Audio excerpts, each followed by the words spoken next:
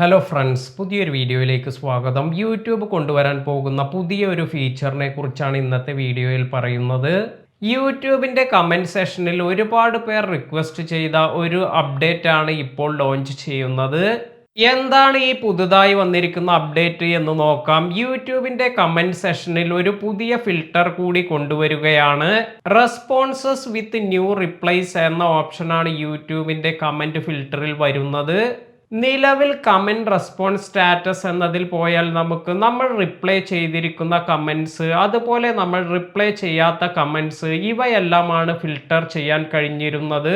ഇനി വരുന്ന ഈ പുതിയ ഓപ്ഷൻ യൂസ് ചെയ്ത് നിങ്ങൾ നേരത്തെ റെസ്പോണ്ട് ചെയ്തിരിക്കുന്ന കമൻറ്റ്സിന് പുതുതായി എന്തെങ്കിലും റെസ്പോൺസ് എല്ലാം വന്നിട്ടുണ്ടെങ്കിൽ അത് കാണാൻ സാധിക്കും.